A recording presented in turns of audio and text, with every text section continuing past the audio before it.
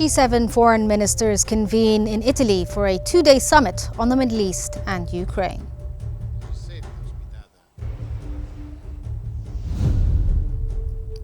Egypt's foreign minister condemns Israeli actions and calls for a ceasefire and humanitarian aid during the G7 summit.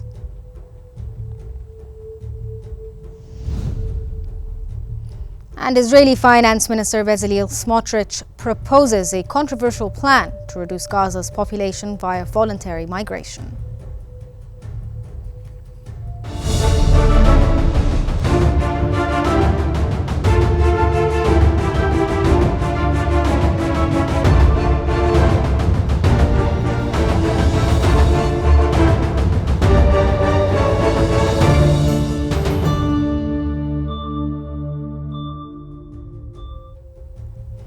It's 4 p.m. Cairo local time and you're now watching Qnews. We begin today's bulletin with Italy's G7 summit, where the G7 foreign ministers have met in Italy for a two-day summit to address the Middle East and Ukrainian crises.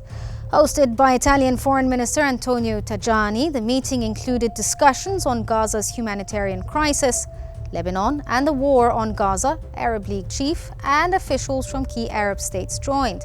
Tuesday's agenda will focus on Ukraine, with a final communique expected.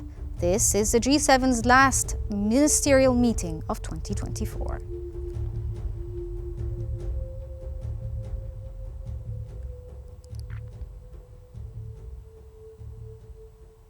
Egypt's Minister of Foreign Affairs and Immigration, FM Abdealatty, has attended the G7 foreign ministers' meeting in Foggia in Italy alongside Arab counterparts. The meeting focused on the escalating situation in Gaza and Lebanon. Abdealatty condemned Israel's ongoing aggressions in Gaza and violations of international law, stressing Egypt's firm opposition to any attempt to displace Palestinians. He also warned of risks of Israel's settlement policies in the West Bank and emphasized the importance of a ceasefire and an unhindered humanitarian aid.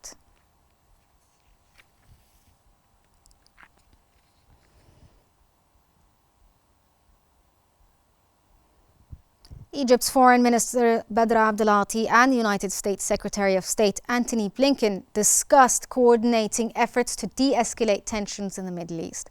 That came as the two discussed the latest developments in the ceasefire negotiations for Gaza and Lebanon on the sidelines of the G7 foreign ministers' meeting in Italy. Abdealatty emphasized the dangers of Israel's aggressive policies and called for unhindered humanitarian aid to Gaza, citing a conference in Cairo on December 2nd. The Egyptian foreign minister stressed that regional stability requires Palestinian rights and the end of Israeli occupation. Additionally, they discussed the implementation of UN Security Resolution 1701 for Lebanon.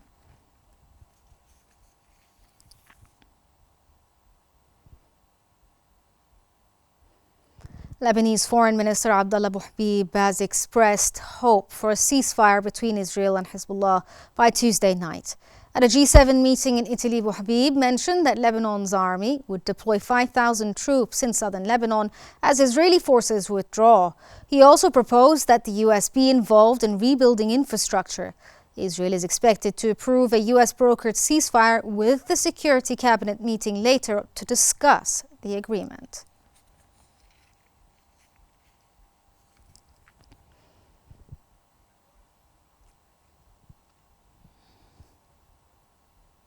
European Union Foreign Policy Chief Josep Borrell has urged Israel to approve the US-backed ceasefire deal with the Hezbollah.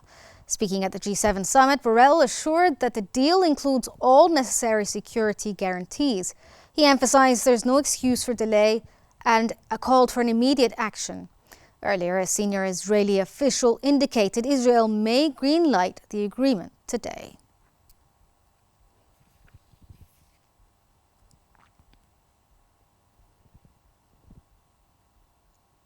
German Foreign Minister Annalena Baerbock has said Lebanon's ceasefire talks have gained momentum, with a resolution appearing closer.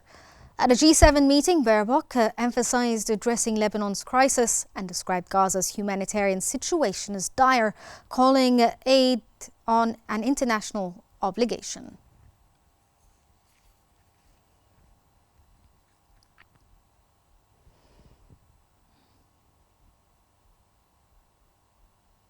United States Secretary of State Antony Blinken and Italian Foreign Minister Antonio Tajani have reaffirmed their commitment to Ukraine in its conflict with Russia. That came during a brief statement at the G7 summit in Foggia. G7 leaders pledged to continue supporting Ukraine as long as necessary. The partnership between Italy and the United States has never been stronger. And that's a tribute to Italy's leadership. It's a tribute to the strong leadership of Prime Minister Meloni, my friend, Farm. Italian Foreign Minister Antonio Tajani has said that the G7 nations are working to align on the International Criminal Court's arrest warrant for Israeli Prime Minister Benjamin Netanyahu, which was issued last week. Speaking to G7 foreign ministers, Tajani stressed the need for unity on the matter. The United States, which is a G7 member, rejected the ICC's decision earlier today.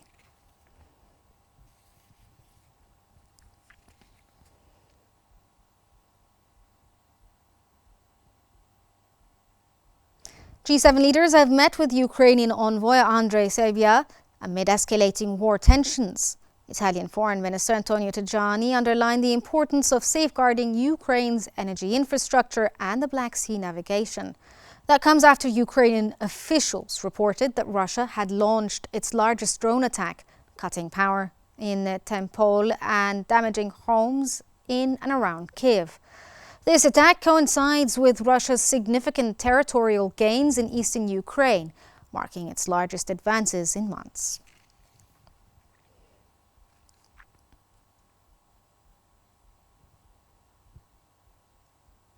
French Foreign Minister Jean-Noël Barrot has met his Japanese counterpart Heihachi Takishi at the G7 summit in Italy. That comes amid discussions on ICC arrest warrants for Israeli Prime Minister Benjamin Netanyahu and Israel's ex-defense chief over war crimes in Gaza.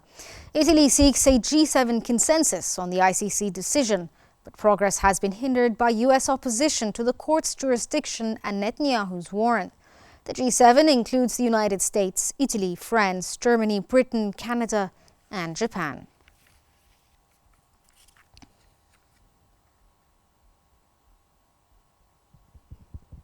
The G7 meeting in Italy focuses on ceasefire talks for Lebanon and Gaza, with Arab ministers joining efforts to address escalating tensions and humanitarian crises. The Group of Seven G7 meeting has continued with a primary focus on negotiating ceasefires in Lebanon and Gaza. The talks, held in Foggia, brought together foreign ministers from Canada, France, Germany, Italy, Japan, the United Kingdom, and the United States, marking their final gathering before U.S. President-elect Donald Trump assumes office. For the first time, ministers from Saudi Arabia, Egypt, Jordan, the United Arab Emirates, Qatar, and the Secretary General of the Arab League, referred to as the Arab Quintet, joined the discussions. Their participation reflects a concerted international effort to address escalating regional tensions. The Arab Quintet has been working closely with the United States to finalize a day-after strategy for Gaza, underscoring the urgency of the situation as policy shifts under the incoming U.S. administration are anticipated. Speaking to the press, Italian Foreign Minister Antonio Tajani conveyed cautious optimism about ongoing efforts to secure a ceasefire between Israel and Hezbollah. He also outlined Italy's readiness to assume a more prominent peacekeeping role, contingent on agreement from Lebanese authorities. Proposals under discussion include the establishment of a dual buffer zone along the Lebanese-Israeli border, with UN peacekeepers operating under revised mandates and Lebanese forces positioned further north. The agenda also addressed the recent arrest warrants issued by the International Criminal Court (ICC) and their implications for regional stability. As discussions continue, the dire humanitarian situation in Lebanon remains central, with over 3,500 fatalities and 1.2 million displaced over the past year. The meeting underscores the delicate balance of diplomacy required to address complex regional crises and ensure sustainable peace efforts. For more analysis, we now move to Rana Al-Asas in our newsroom. Rana, to you. Thank you so much, Riham. And for further analysis on what happened today at Italy's G7 summit, we're joined from Cairo by the international relations expert, Dr. Mohammed Osman. Sir, welcome to Q News. Thank you, Rana, for having me. Thank you very much. It's our utmost pleasure, sir. How is the situation in Gaza and Lebanon, sir, being discussed at the summit, given that the truce is set to potentially start within hours? Well, the G7 ministerial summit being the final one before the inauguration of President Donald Trump in the United States and all of the turbulent developments that are to be waited for and anticipated after that. The Middle East is certainly among the chief crises that is being discussed, or that has been discussed in the G7 ministerial meeting in Italy this year. And the prospects of a ceasefire in Gaza and Lebanon have been tackled thoroughly, and of course the presence of the Secretary General of the Arab League and the Egyptian Minister of Foreign Affairs and the Jordanian Minister of Foreign Affairs are an indication of how keen the parties are, or the G7 members are, to attain some sort of lull or settlement, or peaceful settlement, or a ceasefire in the Middle East. In Gaza, I have no expectations whatsoever that we will reach any ceasefire soon. However, in Lebanon, member countries of the G7 like the United States and France and Great Britain are great components, or strong components, of the negotiated settlement that is being discussed right now, and we might have a temporary ceasefire at least within a few hours in Lebanon. And I think that the G7 meeting, with the significant Arab presence in the two major Arab countries and the Arab League itself, will serve as a proponent that will push forward the ceasefire proposal. However, for Gaza, I do not have any expectations that a breakthrough will be accomplished in this regard. Especially that you're not optimistic about Gaza, sir. Yes, definitely not. I do not see a ceasefire happening in Gaza anytime soon, at least not before the beginning of next year with the inauguration of Donald Trump. However, in Lebanon, the situation is different. Israel has managed to accomplish certain goals through their criminal endeavors in Lebanon, and they can at least market these goals as some sort of success or some sort of victory, especially with the concessions that Hezbollah will give Israel, that will be beyond Resolution 1701. So this basically will give Israel enough leverage. However, of course, we cannot treat a ceasefire in Lebanon as a fait accompli. Many things could happen in these few hours. The Israelis are not to be trusted, and of course, definitely they can turn the table, and the war might continue in Lebanon. Sir, what are the implications of the International Criminal Court's decisions regarding the arrest warrant for Benjamin Netanyahu on diplomatic discussions, sir? It is definitely the ICC warrant against Israeli Prime Minister Netanyahu and former Minister of Defense Yoav Gallant is definitely a huge blow to the moral image of the State of Israel, and not only the Israeli government or the person of Netanyahu or Gallant. So the arrest warrant definitely has put many of Israel's allies in a very embarrassing situation. 124 countries have ratified the Rome Statute, thus they are members of the International Criminal Court, and now Netanyahu might be arrested or prevented from entry in 124 countries out of 193 countries in the world. And what's even more painful for Israeli Prime Minister Netanyahu, that several of Israel's allies, including G7 members like France, for example, or even Britain, have stressed, and they are supporters of Israel's war efforts, they stressed that they will have to comply with the arrest warrant in accordance. And he criticized them, sir. Of course, the Israelis criticized them, they accused them of treason, and the United States even went further. Lindsey Graham, a prominent senior Republican senator, even threatened that the United States will crush the economies of countries that will comply with the ICC arrest warrant. Of course, we will not see an arrest of Netanyahu anytime soon, of course, and this probably will never happen. But it is still a huge moral blow and a political defeat to the Israeli establishment in general, and it places Israel in a very embarrassing situation. However, its impact does not go beyond that, and it even has caused discord inside the G7. For example, Italy at first said they might comply with the arrest warrant, and they are an ICC member, and then they said no, the G7 has to come together to a conclusive or a collective agreement on how to deal with the ICC warrant. So that means that Italy is proposing throwing international law against the wall and trying to politically deal with a judicial order of arrest. So this is quite ridiculous, to be honest. And why the Prime Minister of Italy, Mrs. Meloni, entertains that is to find a loophole from which Italy cannot, that Italy may not arrest Mr. Netanyahu, especially that the United States, of course, will not comply because it's not a member of the ICC, and they went out and they are even threatening the ICC itself with sanctions, and they have imposed sanctions on the ICC before during Trump's previous administration. Sir. And probably with Trump's new administration, we will see even further sanctions on the ICC, which will hamper the credibility and the viability of the international Sir, how do you read the situation under Donald Trump's presidency? Well, as I just said, Donald Trump is expected to be much more supportive of Israel, rather unconditionally, unlike the administration of President Joe Biden, and probably he will lend rather unprecedented support to the state of Israel on the political and the military level, unfortunately. So this will further embolden Israeli impunity, unfortunately. And they are reinforcing the concept of impunity and immunity from any accountability through trying to offer protection to Mr. Netanyahu and the Israeli government, and through threatening an international organization, an international court like the ICC.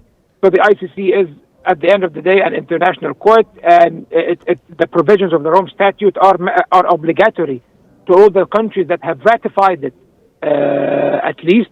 So trying to destroy that and dismantle that, and not for the first time, Donald Trump previously threatened to place sanctions and even arrest ICC judges during his previous administration, when it was entertained that they might open investigations against U.S. soldiers in Afghanistan, because Afghanistan is a member of the ICC.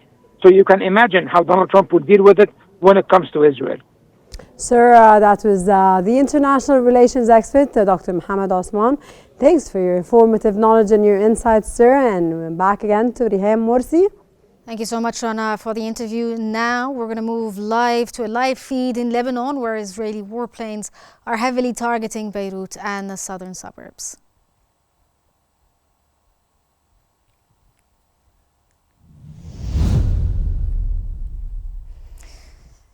As you can see, this is a live feed from Lebanon, where Israeli warplanes are once again targeting key areas in Beirut and the southern suburbs. The relentless airstrikes continue to escalate, causing significant destruction in Lebanon's capital and the surrounding regions. Just earlier today, the Israeli Defense Minister Israel Katz had approved the continuation of airstrikes, signaling Israel's determination to press on with its military offensive in Lebanon, despite talks of an imminent truce. This marks a significant moment in the conflict, as Israel continues to carry out operations with a broad range of airstrikes targeting both Hezbollah positions and other strategic locations. In parallel with these developments, the Israeli media has reported that the Israeli cabinet has also moved closer to finalizing a ceasefire agreement with Lebanon. After the cabinet's decision, Israel will inform the United States of its final approval, setting the stage for a potential cessation of hostilities in the coming days. But this comes along with major escalations, so the future of this possible cessation is quite uncertain. Again, this is live footage from both Beirut and the southern suburbs of Beirut, where you can see heavy bombardments and plumes of smoke billowing out into the sky, with massive destruction in the capital Beirut of Lebanon.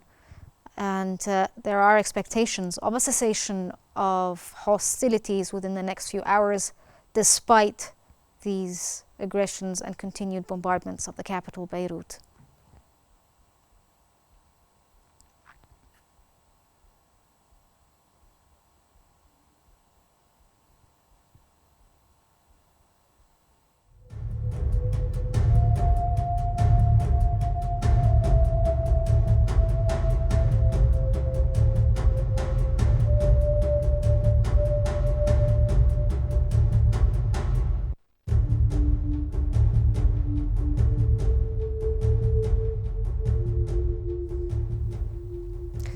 And as you can see, we're still live from Beirut, where the southern suburbs has been heavily bombarded in a very recent Israeli airstrike.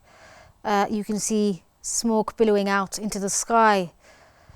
The Israeli aggression on Lebanon since October of last year has cost the lives of over 3,000 people, leaving many thousands of people displaced within Lebanon. Massive destruction in the south of Lebanon and now in the capital, in Beirut, in the southern suburbs. We can see there's also massive destruction there. The hostilities are continuing despite talks of an imminent ceasefire or a cessation of hostilities that may happen within the next few hours. There is a possibility that, given these escalations, the cessation of hostilities may not go through, but the Israeli cabinet has said that they are discussing the matter and going to hand in their approval or disapproval to the United States in accordance to what the statement had said earlier. As you can see, the camera there has also zoomed in on another area of Beirut that has also been bombarded. It's not just one area that has seen an airstrike. In the footage you can see maybe 3 different areas of airstrikes there.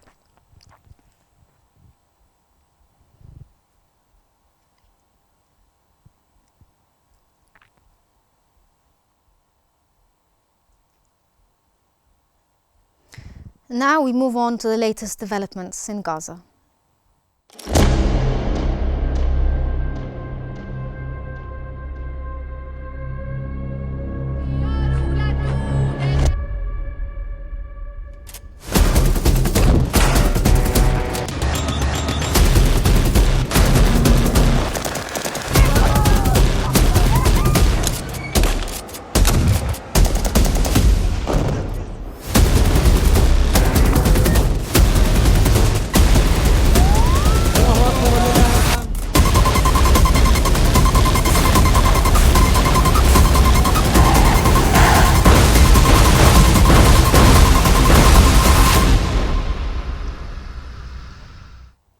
Israeli Finance Minister Bezalel Smotrich has proposed a controversial plan to reduce Gaza's population by half within 2 years through what he described as a voluntary migration.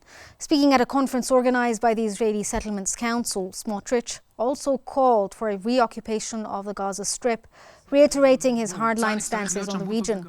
The remarks have drawn sharp criticism from Palestinian leaders and international human rights organizations who have condemned the proposal as a blatant violation of human rights and a dangerous escalation in the ongoing conflict.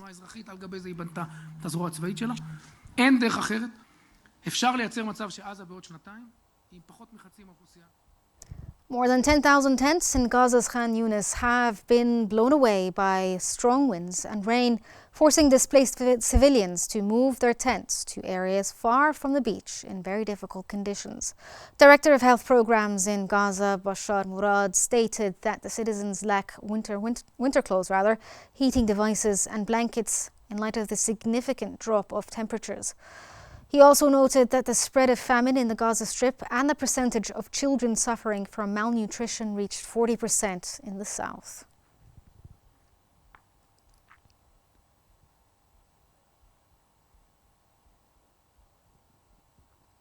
That brings us to the end of our news bulletin. Here's what we've been covering. G7 foreign ministers convene in Italy for a 2-day summit on the Middle East and Ukraine.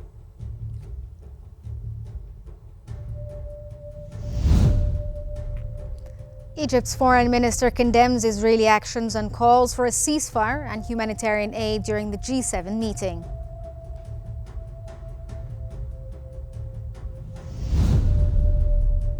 And Israeli Finance Minister Bezalel Smotrich proposes a controversial plan to reduce Gaza's population via voluntary migration.